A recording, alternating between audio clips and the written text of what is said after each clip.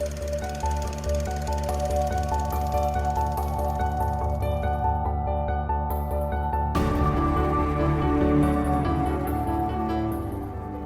I'm Sophie. Hi, I'm Paul. And we are SP Film Viewers.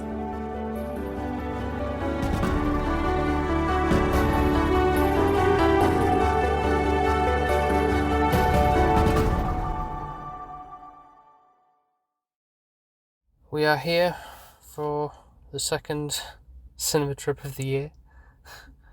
Feels like that's not good enough, to be fair. We're movie critiques. I know, but we know it's expensive, because we don't have the. I mean, we're very busy people. Are we? Yeah. Aren't we? We don't. Some people have the like those unlimited cards or whatever, but Showcase does that.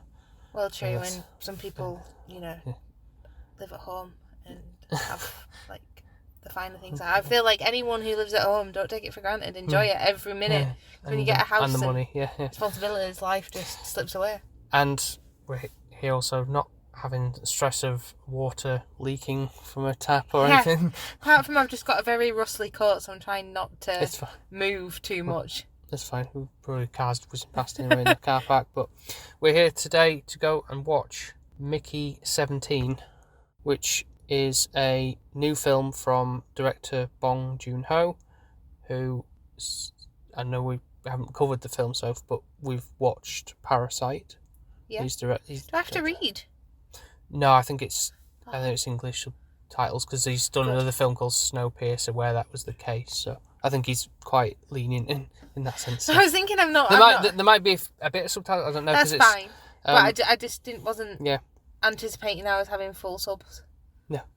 The film, I don't know a great deal about the film other than the fact it's like a sci-fi comedy, and its sound from the title and sort of like a bit of the description reminds me of Johnny Five from Short Circuit, because it's about a disposable employee who's sent on a human expedition to colonise the ice world Niflheim. I don't know if that's saying that right. There's disposable employee, like they don't value him. Isn't that normal employees? It's a critique of that. But after one iteration dies, a new body is regenerated with most of his memories intact. That's awful. You said you were excited about this. I'm excited to see it, but I do think it's mean. And Robert Pattinson's in it. Yeah, different one from Sparkly Vampire. And more serious, like The Lighthouse. Yeah, I knew you were going to say that. But yeah, I tried to go, avoid other reviews and things like that, just to go into it blind as much as I can, really. But, should be good. Yeah, I'm looking forward to it. Yeah. All right, let's go. Okay.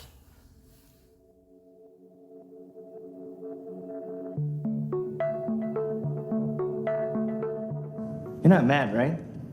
I'm just taking this? I mean, it's not looking very good for you, right? Also, line only goes this far. Yeah, no, we're cool. You shouldn't have to take the risk, hon. Yeah, that's what I'm saying. Plus, they're gonna reprint you back out tomorrow anyway. Yeah. Hey, Mickey. Yeah? What's it feel like to die?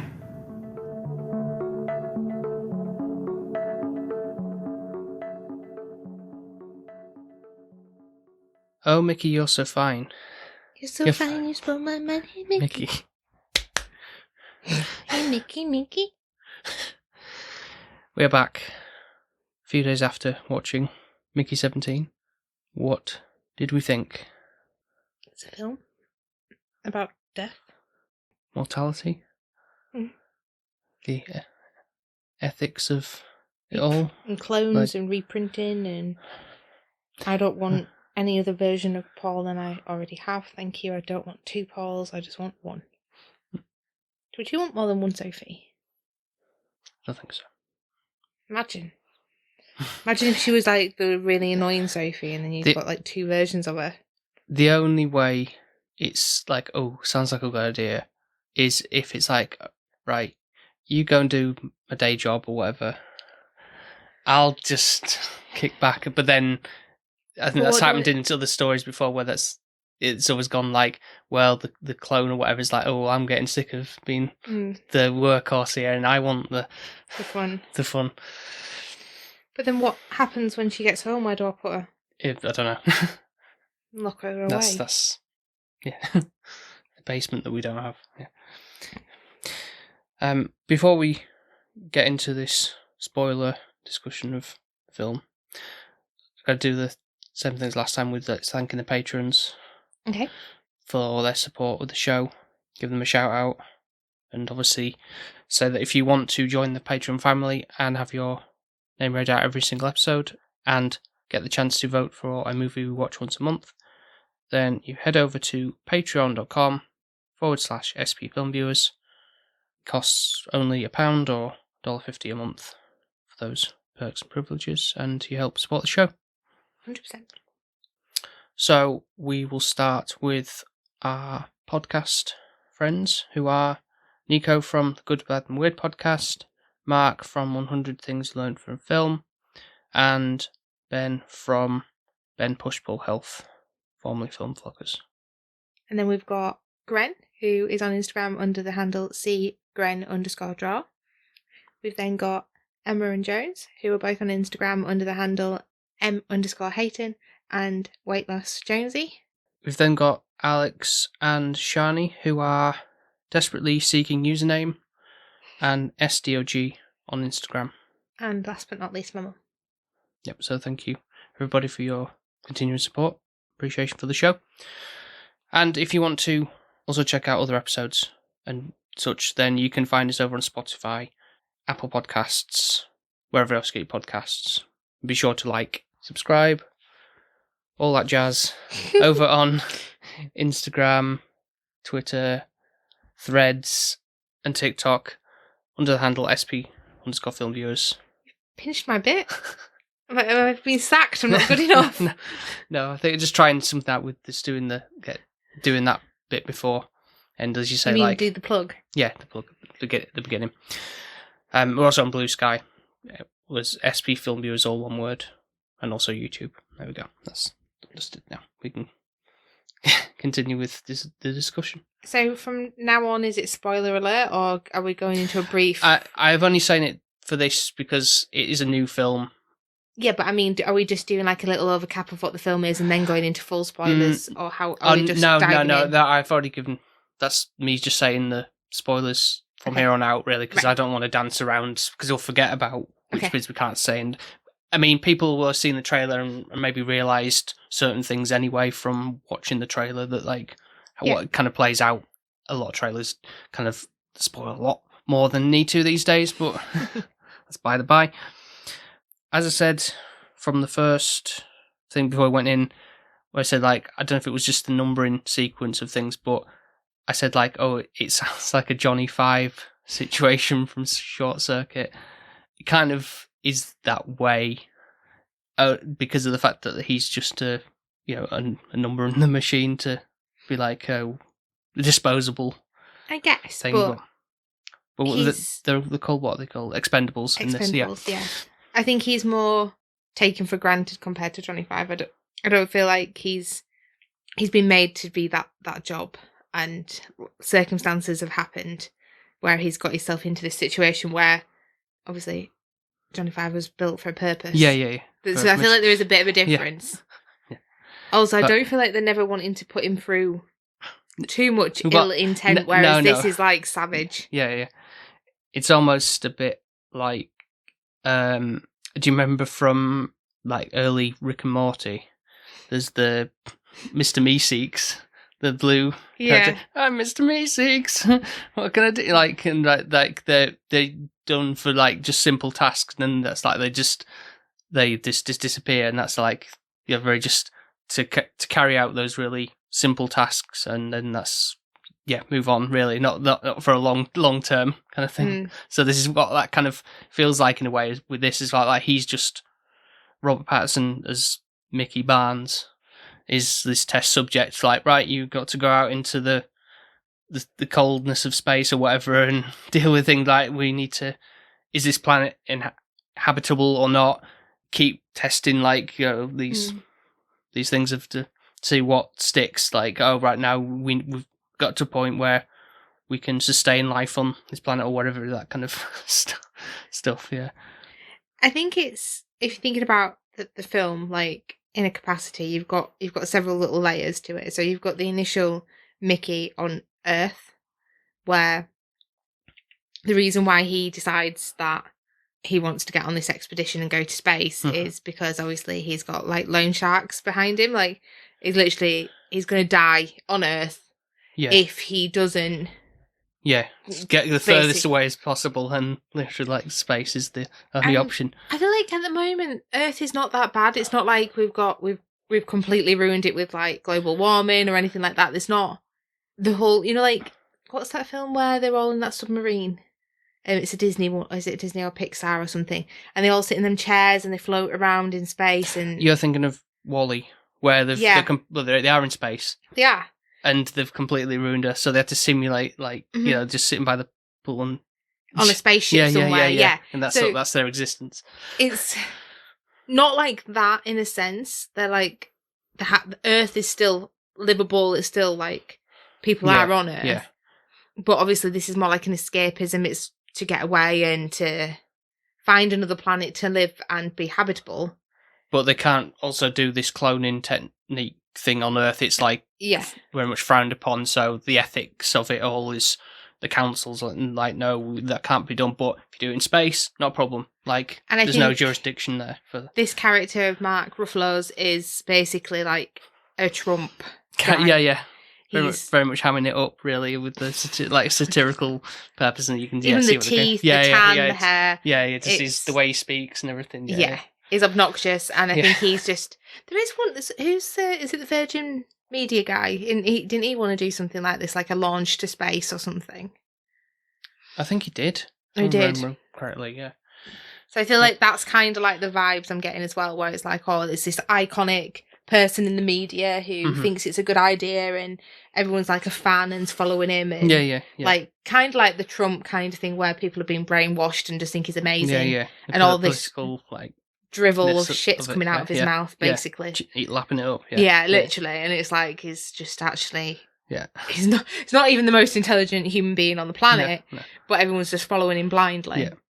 And I think for me, I just feel sorry for Mickey's character, because obviously on Earth he wanted to make a macaroon shop for some reason with a partner. Timo, I think his name was. I don't know if you've seen Stephen Yeun in anything before, but he's a Korean actor who's he can like do dual languages. Really, he's normally in like, he can speak Korean, but he does do like an American films thing. But yeah, I think that's nice as well to say the director's obviously done Parasite and such, and it's normally a Korean kind of film. Like, obviously I did say to you, am I going to have subtitles, which we didn't have at all. No.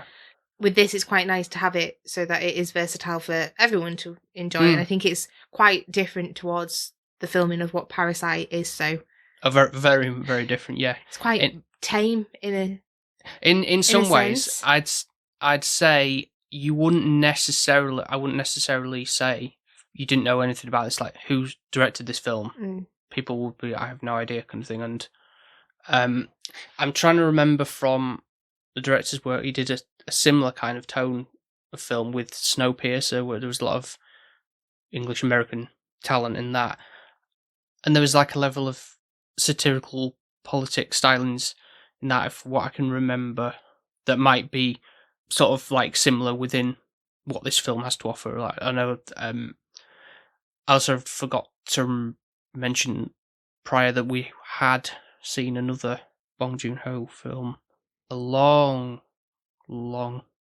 time ago in the early years of the podcast. Remember a film called The Host, where that was like in the this like fish creature thing that was in like was this Korean. For Monster March? It was.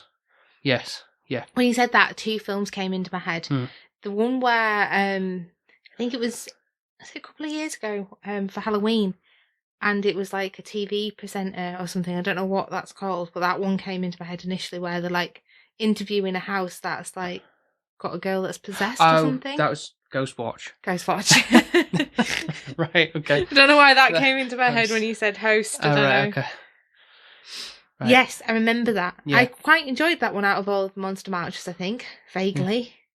I think it's because it was different and the monster was different. That was all Korean location and everything. And I think there's a political aspects in that, obviously, because obviously like the government, like, you know, quarantine and stuff and everything with that. But there's kind of a bit of underlying humour of how things were taken. And obviously, I think that's the director's take on that, which is, I think, is applied to this a little bit. I think as well, did it feel a bit like surreal with that one to do with coronavirus when we watched it? It probably will have been at the time, because that was like 2020 when we watched. And I feel like we were like, oh yeah, not allowed to go outside. Yeah. Which, and also on the thing of Monster March, I guess, and this is obviously coming out in that, and I didn't really know how involved they would be with this, but I guess this film kind of falls into that a little bit, because there's the little... Oh, they're so cute. Space, what they're called, creepers in this film. They're like a little... So original, aren't they? Like, I mean... Yeah. But that's because Chump's character quoted it. Cool, yeah. Reminded me, in some aspects, you know, when they kind of like discover them, and remind me a bit of like Alien, you know, where they're kind of like, oh, they're in the dark, and then it's like, oh, these things come out of the rock or whatever. And like, oh my god, like kind of like this, you know, treading ground where they're not really supposed to be. There kind of thing, like invading, you know, like the aliens coming to find the alien. Well, I think that's the thing, because like we're saying, technically, like Tasha, what's her name? Naja. Yeah. That is the Mickey's girlfriend. Yeah, she's like saying they are the aliens. Technically, they're the foreign like thing on the planet. Yes. So technically, the creatures, the creepers, live on that planet. It's their home. I think for me, I kind of feel sorry for Mickey's character. Like, I kind of get a bit of an Edward Scissorhands, like, oh, he's a bit of an outcast, he's a bit of a weird one that people don't understand, and then there's some people like that do, I think there's some people that do actually think, oh, feel sorry for him, or kind of like him, and see like Naja herself, yeah. And there's another girl as well, that quite likes him. Yeah, Kai, I think the name is, yeah. And I think that's kind of like, they see this innocence in him. Yeah. Kind of like the Edward Scissorhands kind of character. I just feel sorry for him, because I think if it was like the world was completely burning down and there was no reason to leave Earth, like for that reason, like to be living on it, then yes, go to space. And it's sad that he didn't have any other like worth in space. Like he couldn't cook, he couldn't be a scientist, he couldn't be a person who's... Yeah, he had like no skills, and he's like, he literally put down to get away, he's like, right, I'm just going to be an expendable. And they're like, everyone's like, when the signing up campaign place, and it's like, are you sure? Have you read all the thing about like your rights and everything like with this? And he's like, yeah, like, but he clearly hasn't, and it's just like means to just want to get out of here. And yeah, and you just kind of feel really sorry for him, because he's in that really, really down situation where his friends kind of screwed him over a bit, and he's able to be like, is he a fighter or is he a pilot? He's got like a high ranking job, his mate. Something like that, he's doing really well for himself compared to like Mickey. Yeah. And you kind of cleverly see how it pans out. Like there's one shot where it's like it opens up and Mickey's already dying, like in the snow, and he's fallen. Yeah. It leads to that point of where he is number 17, thinking, oh, we're already starting here. And then it's kind of like they're going through this is how I got here kind of thing, that kind of story, and then like going through the iterations of like how I've been poked and prodded and tested and things, how many times have I died, like how quickly I died in certain situations and things like that. And I think that's the bit that what I took from it was like how traumatized he was still, that he died like 17 times, but it still didn't make it any easier to die. Yeah. Like he still wanted it to be quick, he didn't want it to be suffering. Yeah, like burning up or, that kind of stuff. And he said he's always scared, even though he's done it several times and he knows he's going to come back, it's still scary.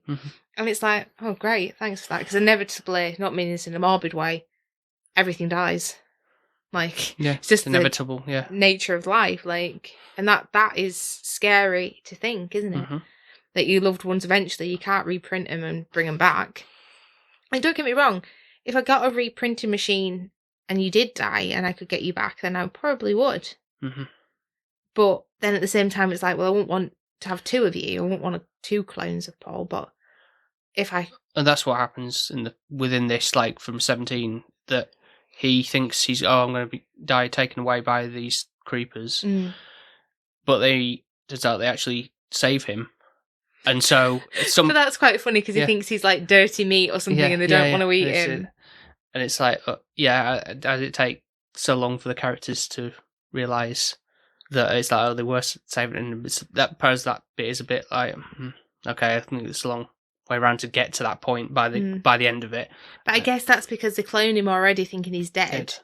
And just then assuming, Mickey doesn't have the chance to actually say, well, these things are all right. Yeah. Which in itself, I don't know, it's like, because obviously visually speaking, unless they saw him actually die, then it's obviously easier to go, right, let's print another one on the basis of this. Fault, isn't it? Because he just left him there and didn't save him. Yeah. And just assumed he was dead. Because he did actually say, I'm surprised you're not dead already. Yeah. Like, you survived that, and like, even so they've gone back saying, he's going to die anyways. Yeah. Just like, next. Not have like some kind of tag on you to, like a life force beeper or something going like, right, the light's gone out, right? That one's dead now. Indicating like a notification to say. There was even one point where he was still breathing in the like bag that they did, because they just chuck him into like this flaming bit of the ship. Yeah, it's like, it's. And it was just like, it's fine, just put me in at there. That point. That's obviously different because he's like, he just knows it's like, just let me stop the suffering and just throw me down in that instance. Because he has incurred quite a lot of issues. Like, for example, the first time when they're inhabiting like the new planet, obviously there's like, they can't breathe, they can't go out, and there's like this like virus that makes you like violently vomit, sick, and blood everywhere. And obviously he's like the test dummy. So it's like basically sending him out every 2 minutes to get coronavirus so that they could figure out a vaccine. Like that's literally what it is. Pretty much. And to make sure like you can figure out what to do and just keep getting it right. And then it just makes him feel like he's not very valued. Like, he just feels like this thing that's just going to come back again and again. So they're just going to put him through absolute hell so that they can actually then send down the important people they care about. Like I just don't get why like none of the soldiers are expendables. Like, that would make more sense to me. Like, if they're going to go out and fight and do whatever, then why have you just made one guy? Like, because he's the only one probably who signed up for that, who wanting to essentially like give his life up just for this sole purpose of doing this task. But then I feel like that's what soldiers should do. Like, that would be more of a soldier job than just a poor random guy that then has to suffer so much. And he just seemed quite innocent and naive, doesn't he? He does. What do you make of his voice? Did you find that grating or it made me think he was a bit more simple. Like, I know he's going for an American accent, but he just sounded.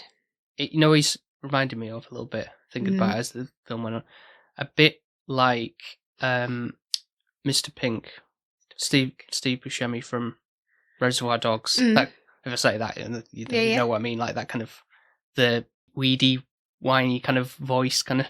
Like, I was going more Forrest Gump in my head, like a bit. There was an element of that as well, because I was like the naivety he's got, and everything like that, a little bit, but not quite on that same level, but a little bit of that injected into the character as well, I think. I did like the contrast of the two. So when we got the clones, the 18 one, it is like slightly different. Which again, I think you got to have there's going to be an element of that as well, because your personality is going to slightly change.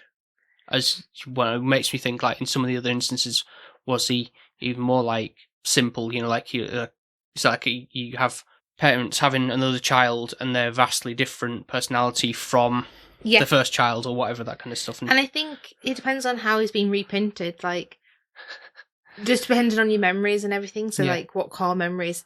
I think most of them are meant to be kept intact, obviously, so they can know the knowledge of what he's experienced from the first time, and like, oh well, I think the sensation of that was the. But I guess then it depends on your personality and how you react to certain things. So also it depends on what stage you're reprinting him at. Like, I know that sounds daft, but I feel like Mickey 17 is a lot more childlike, a lot more innocent, a lot more naive, whereas I think Mickey 18 is like he's grown up a bit more, he's more worldwide, and he knows life's a bit shit and he's not going to take it anymore. It's like, like when you in your early 20s and you want to do everything and you're a people pleaser, and then in your 30s you kind of realise I don't really give a shit what people think anymore. It kind of feels like that little narrative, like, oh, I don't need everyone to like me, actually I just want to have a nice weekend at home on my own. I think it is more just for means of a story purpose of like giving a contrast to what this other character that we've kind of been. I think it would be very boring if it was pretty much the same personality. Yeah. As don't 17. Get me wrong, I think it is definitely Mickey. Like Mickey 17 agrees with everything Mickey 18 wants to do. He just doesn't have the balls to do it. Like, he's like, oh, we're gonna kill this guy again. Like that's his probably in a monologue coming out in Mickey 18, where it's like he'd be just thinking it, but would never act upon it. And I think it's that interesting part where it's like you've got the good and the bad. like when you've got the little evil, like angel and devil on your shoulders. 100%, yeah. That's kind of what it is. And I think that then makes me question his girlfriend throughout this, because she's very caring at the beginning. She likes him because he's not like obsessed with the Trump kind of leader of the camp. And that's why they get along and they kind of start like dating and all that. Even that's like almost like forbidden at that point. And obviously like the cross, what do you call it now, where it's obviously like that's the speaking, but in another scenario, like much later on, but it's overlaying the fact of, oh, no sex, no intercourse, because it burns precious calories. And then there's like interspersed cuts of them obviously having.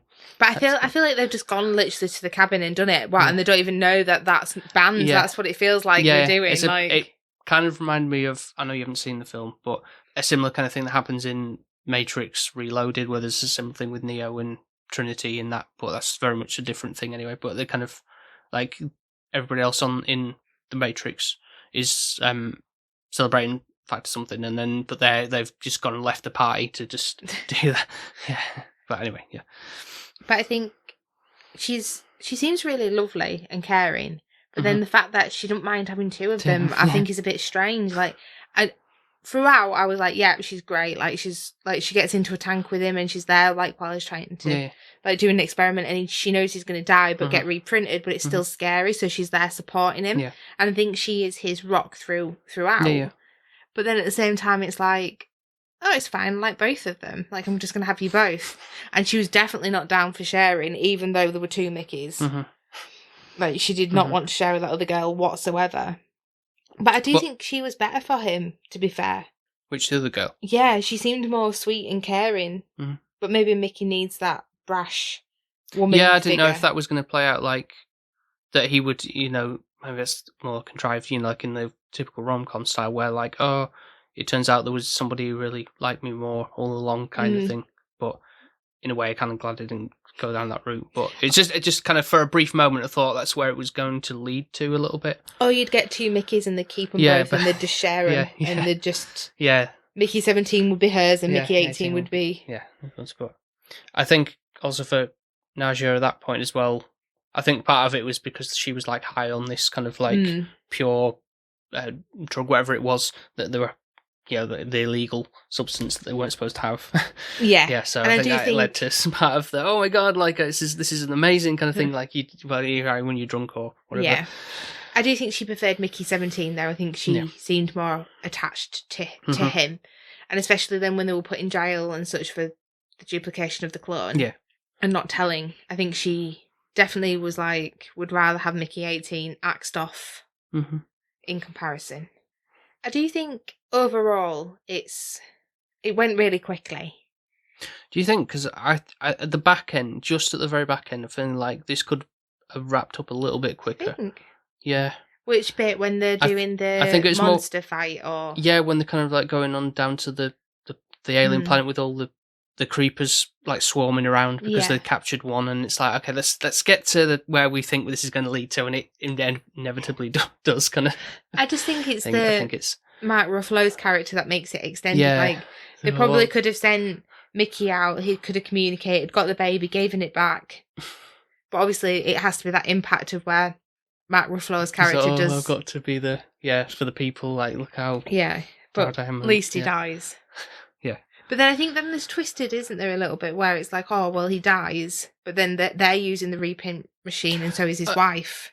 No, I think that was just a vision. Is that what Mickey was assuming was going to happen? That's why he was sitting there, and then it cuts to like, hey, Mickey, press the button to destroy the machine at the end. Yeah, it wasn't. It was just like a vision he had. But then I think as well the red button was symbolic because at the beginning he mentioned about an accident with his mum's car that he feels responsible for. So because he pressed the red button. Yeah.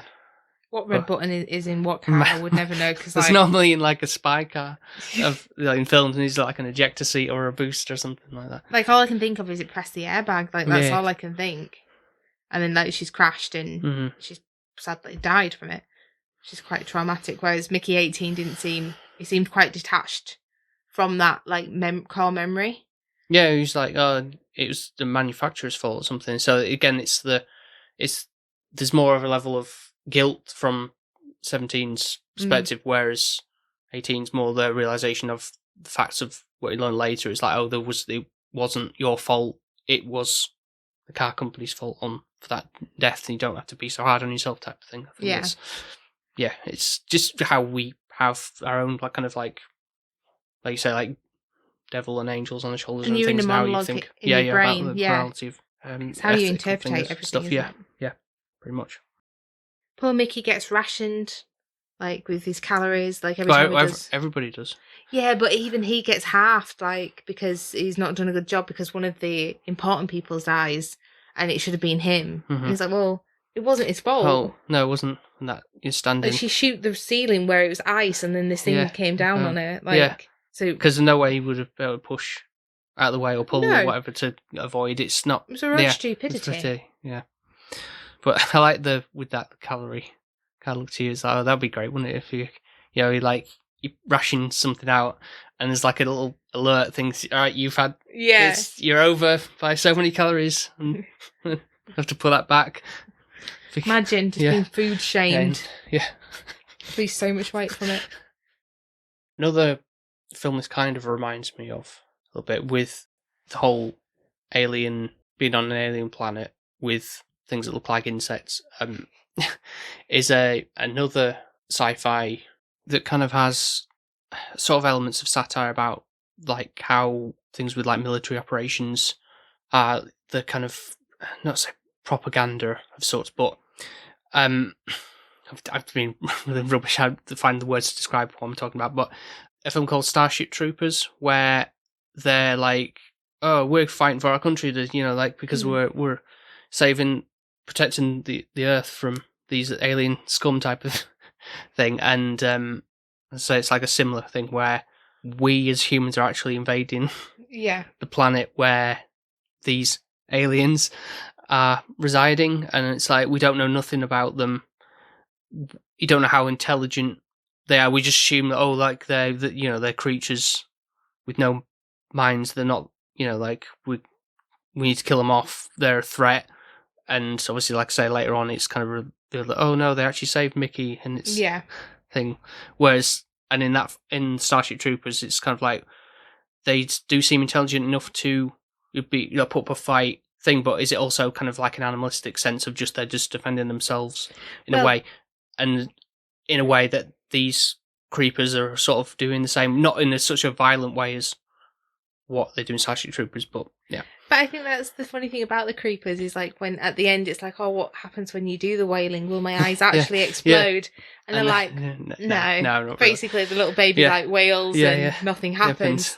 But it's a really good way of an animalistic value where you would like threaten an enemy, even though you caused them the bluff, because it's not going to actually happen. You're not going to die. Yeah, that's what a lot of animals do in nature anyway. Like, they have like colourful things to ward off enemies, or but it's not actually make a strange sound that's a bit like, ooh, that sounds distressing, or thing, I'm gonna get out of here before you might attack me or whatever. I do really like them though. I think the creepers are really cute. Actually. Yeah, they lo and behold, there's it reminds me of a little Pokemon.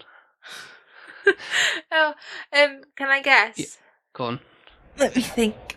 What generation? Oh, sort of newer generation. Oh, I'm not going to guess then.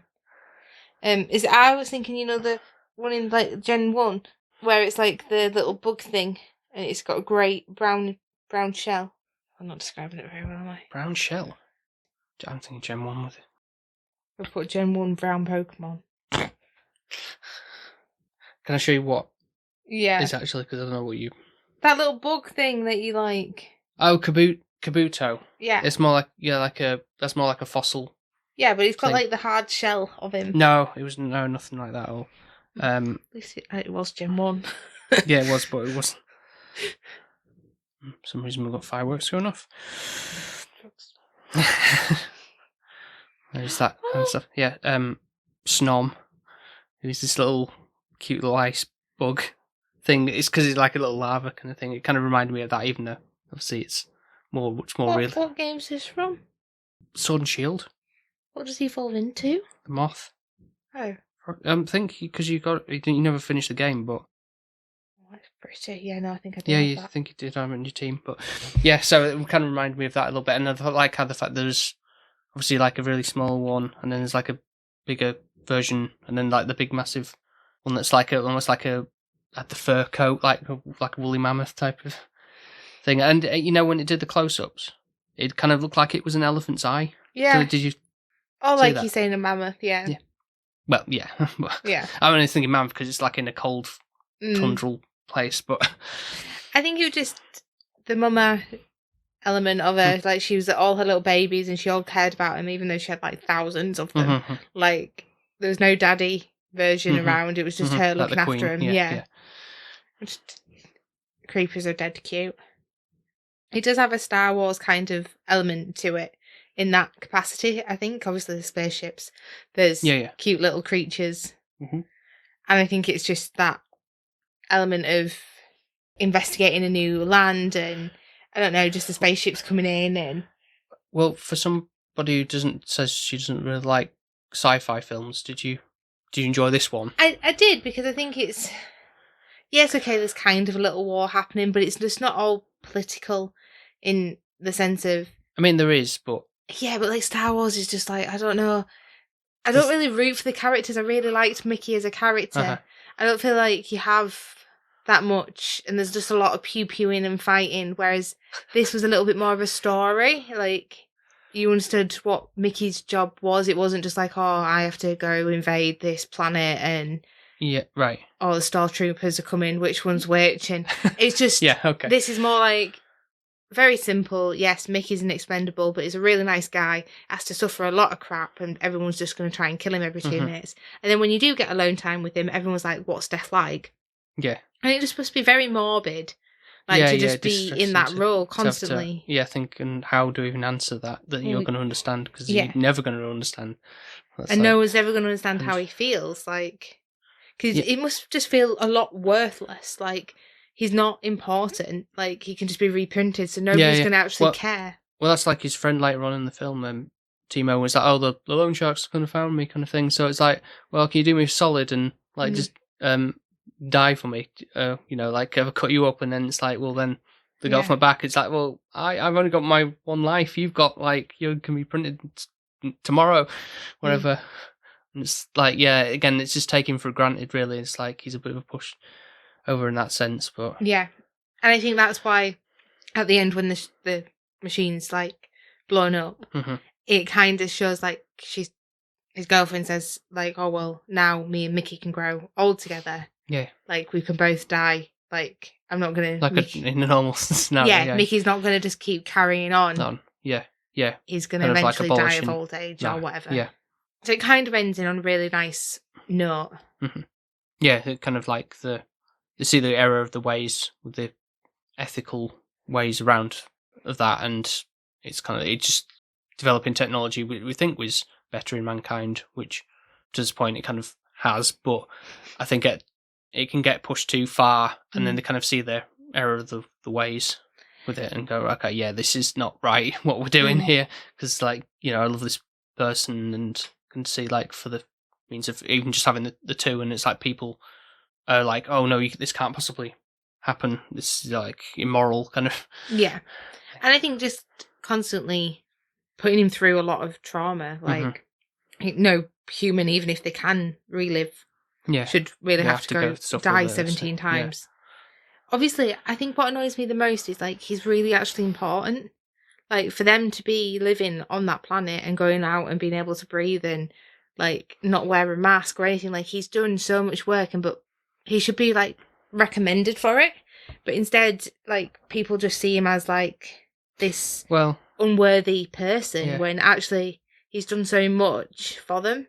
I mean, there is the scene where it's like the guy in the pigeon suit. It's like, oh, you want a meal at the table with. But does he actually? Because now it does come out that. Yeah, he's like, oh, he was testing him for that, but it just seemed a good reason to have him go for that. And I think that was quite a good scene as well. That whole thing of that when obviously he's violently sick and it's like, oh, best put him out in misery, and then his wife's like, don't shoot him. You're gonna ruin the rug and pull it out of where it's like, okay, now you can do it. Yeah, again, that's that kind of humour that I think Bong Joon Ho kind of has in his films a little bit. So but then also testing like the Blue Joe or Purple Joe or something like that on him, which is like a form of like medication. So all the things that they are learning and testing on him, like he's a lab rat basically. Kind of fits in with The Secret of Nims. In a way, yeah. But he's just human that they're doing it to. Yeah. Would I want to be like, oh, this is one of my favourite films, I'm going to rewatch it again? Because it's light-hearted, but at the same time, like, if you actually think about it, it is quite sad at the same time. When you think on it a little bit, yeah. Because, like, I'm kind of glad when his friend dies, because it's like, well, yeah, he deserved to actually die, because he wasn't really a friend to Mickey at all. Like, he was the one who put all the loans in his name and everything in Mickey's name, so like put him under threat, and it just never seemed like a true friend from the get-go. Like a user, literally. Which obviously I know in life you can have people who do that and just lunge off you. But I think that's what's good about it, is that he got his upcomings, because somehow the loan shark had a person on the ship that was there and did axe him off, didn't they, basically? And Mickey lived, which he should have done, because he just trusted his friend to make a macaroon shop. I know you're not a big fan of that. You wouldn't be like going there, would you? I just don't really think there's much about a macaroon. I'd rather, like they said, a burger shop or a pizza shop would have been more beneficial, I think. But it's pretty niche. A macaroon. Yeah, to have that be a big mainstay to someone to go, oh, you know what I fancy. Yeah. It'd been better if it was a dessert shop or something. Yeah. Like gelato. Well, it just sold more than macaroons. Maybe that's just a base point, and then that's the speciality. But he did have macaroons on his top. Talking of the food stuff again, when Mark Ruffalo's character Kenneth Marshall, if people say like know who the character is he's playing, his wife, played by Toni Collette, and she was on about, oh, let's take the creeper's tails or whatever it is for cutting up and make it in a sauce. I thought that was going to go somewhere with that, because, you know, like, he kind of, like, had a sip of it, and he was, like, coughing as if, like, you know, like, oh, and she was also having some as well, thinking, like, are they going to get, like, it's going to actually, like, toxic for them, and, like, is something going to happen with them, but nothing really did. Maybe I was just thinking... It doesn't really show how she dies, though, does it? I'm trying to remember, actually. I don't think she does. No, I think it's just like, no, like, my husband's dead kind of thing, and that's... I think, obviously... She gets overthrown anyway. Yeah, because of the... they've got the footage recording of, like, oh, you know, what's going on in that room at that point. Unless she's put in prison somewhere. I just don't think I actually see her dying, but I don't see her around when they're repairating the machine. That's just, But that could have been a better storyline, like, actually, for her to have died on the source of the rat tails. Yeah, she's just so obsessed with this, as if she's like... To be fair, though, after living there for 5 years and just eating the same thing day in, day out, you'd probably do want a little bit of spice. Yeah. Is there anything else to bring up? Obviously, you said about you enjoyed it, but you found it sad. So, were you going to lead to say, like, you wouldn't watch it again, or? I think I'd have to be in the frame of mind for it. I think that's... But then, I could say that about Forrest Gump. Yeah. It doesn't mean it's not a good film, but if I'm wanting to cry my eyes out, then yes, I'd put it on. Like, for Forrest Gump, you know, it's that kind of thing where like I'm emotionally prepared to watch it. Whereas I think it's like that's what makes it different. Like where normally my movies that are tens are because it's like they're a really positive, good feeling, like make me feel happy in my comfort watch. Or they make you really feel something that you are like sad. But and I crying think it makes you reflective on life, so in a good way. Like It's a Wonderful Life is sad, but it makes you realise about life and like actually everyone makes a massive impact in somebody's life. This, I don't think there's a moral there. Don't get into debt and stay on Earth where food's better and the grass is greener and look after your planet. Like, I think that's a lot of sci-fi films because the Earth's been ravaged because we've polluted it and everything like that, and everyone's just out for themselves and all that kind of stuff. That was kind of like in what like Romulus was, and things like that, and you had to go in space to. I'm going to be one of those ladies that nobody else has a garden, and I'll still be that little old lady that's like, nope, we're not concreting this bit. This is my land. Like, what's that one where we watched? Is it an Alien? Or is it something else? We watched something else where he's got like loads of plants somewhere on this spaceship that is, I don't know what it is now. It's an old 80s one, I feel. Oh, make me think now. You made me watch it. Was it Silent Running? Maybe or something. I think that had something to do with like caring for plants and stuff. There was little robots and stuff. I think so. Yeah, I think that might be the one.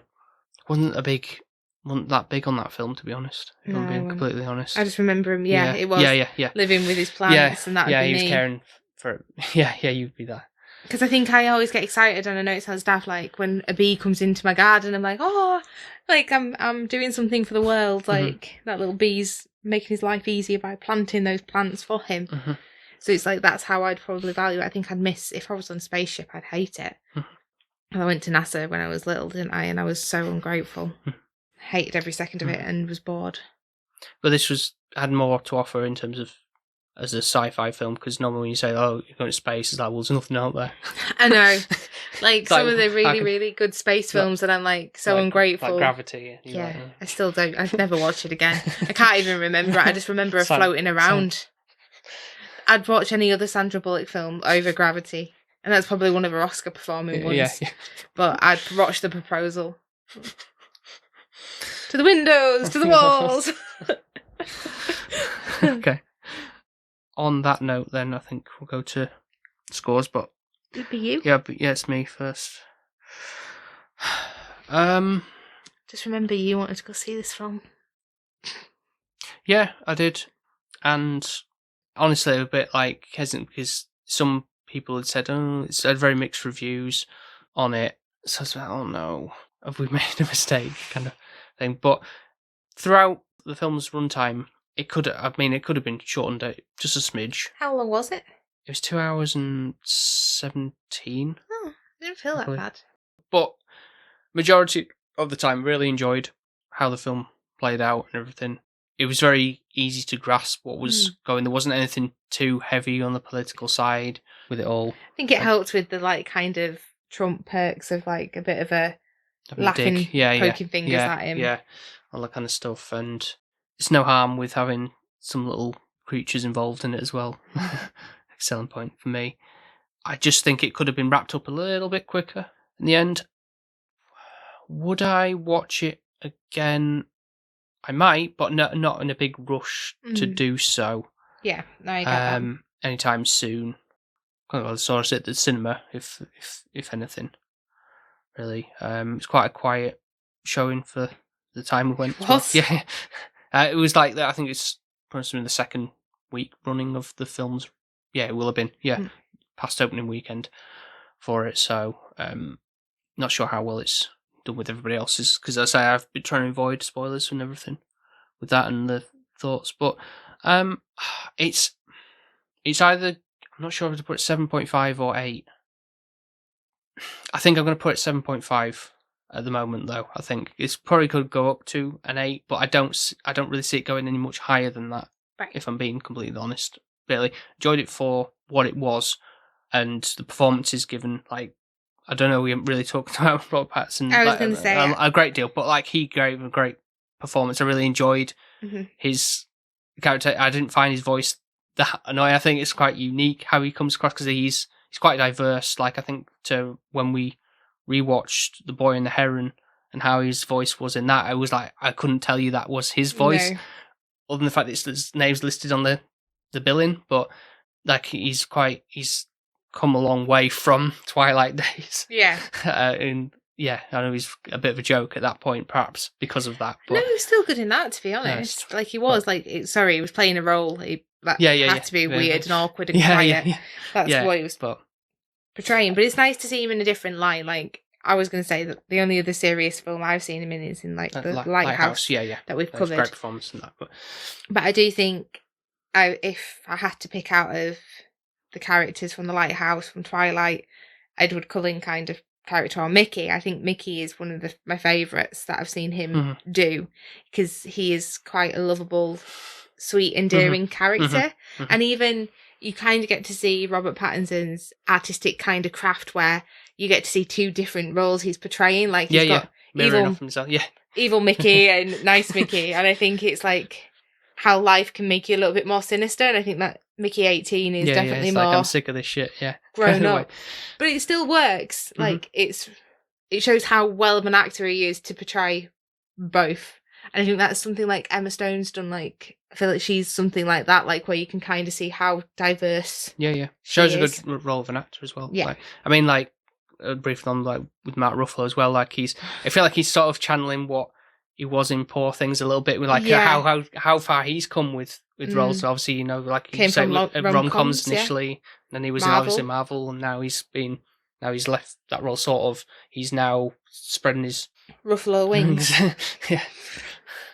out into more diverse roles. So 8 or 7.5? I'm going to put 7.5. So for me, I think, you know, like when we went to go watch Barbie, and straight away I was like, I love this film, I'm obsessed with it. When it comes out, I want to watch it again. I want to buy it physically. I don't think I'm like that with this one. I don't think, it was the best film I've ever seen. Yeah. I need the physical copy of it now. And I want to rewatch it the next day. Yeah. It's really not that for me. But that doesn't mean it's not a good film. I think anything that's got a little bit to do with death or mortality for me, I normally stay away from, because I just don't like the idea of your life ending. I think I do feel sorry for Mickey. He's definitely one where he's just had a bad down and under life. Like, he's just had it really hard, hasn't he? And you just feel like he's like, for a British person. What are you laughing at? A British person? Like, what? Well, you know, like when we watch like Britain's Got Talent or something, we always love an underdog, don't we? And I think that's kind of what Mickey is. He's an underdog, and you're just rooting for him to have a better life. I love how that's what you jump to in terms of hardship. Anyway, come on. Do you know what I mean? We do. Like, we always root for there's the other underdog. examples in other films and stuff. But yeah, I get what you're saying. Yeah. Like, you want you're rooting for them to get what they deserve in the best way, rather than in evil sense. 100%. So I think that's how I'm envisioning it.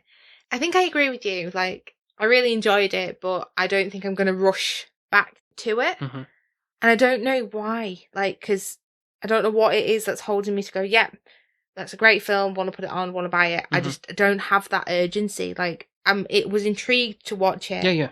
I enjoyed it while I was watching it, but it doesn't mean like I need all of it again.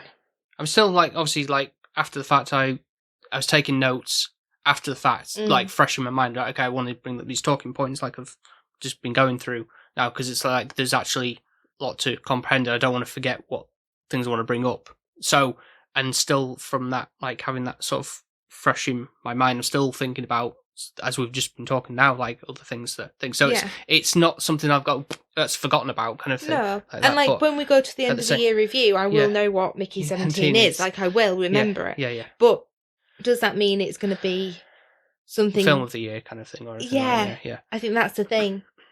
But it doesn't mean I didn't enjoy it. No, definitely enjoyed it. I don't regret going to see it, and I wouldn't say to somebody if they asked me, would I enjoy it? I'd be like, I think it's definitely something you should watch. But would it be that I'd be like, I want to rewatch it? Does it have that value? I might go back to it at some point, yeah. but I just don't think it would be like how I felt like watching Barbie, where I was like, yeah, I want to watch that straight away. But it's not like watching Oppenheimer, where I'm like, never again. Yeah, very contrasting there, isn't it, from that experience. Yeah. Yeah.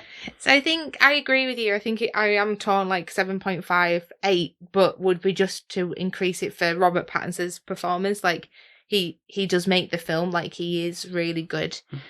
And it's nice to see him develop and grow into like a really, really outstanding actor. Mm-hmm. And I do think like he should get some like recognition for his do. performances. Yeah, like I do so. think he's done stand out. So which are you going for? Oh no, I don't know. I just don't know. So should we both go 7 point? Not to influence you there, but yeah, because I don't think I'm going to rewatch it and run away tomorrow with it. Yeah. Shall we both do shake on it and go 7.5? Yeah. Okay. Okay, that's a wrap. Okay. So now, how do we end this? Because now you've thrown me off my loop. I just want to obviously thank the listeners for sticking around. Hope you enjoyed what we thought. If you've seen the film, do let us know what you thought of the film. That would be interesting to know. If you agree with us or disagree with us. Yeah. Have you seen any of the director's other work, like Parasite or Snowpiercer or The Host? We have, obviously, as I mentioned, it's very rough compared to what this kind of recording is. But like, if you want to listen to the Host episode, you have to go a long way back and be like, oh god, like, the early stage sound really bad. It would sound really like bad audio quality with the mic and stuff. Probably we don't sound as relaxed. Yeah, exactly. That was the early days, as I say. There's other films of the director I've still yet not seen. I think before Parasite there was a film called Okja, and that's a Netflix film. I think it's still on Netflix. So for that, it's kind of like, I'll get around to it at some point. But I think that has like it definitely has a creature involved in it. But I don't know if we actually started it and never got sounds about right with us. For whatever reason. It depends on when you put it on. Like now, I probably would be intrigued, but if it was earlier on, I might not have been interested. So I feel like that has kind of the similar.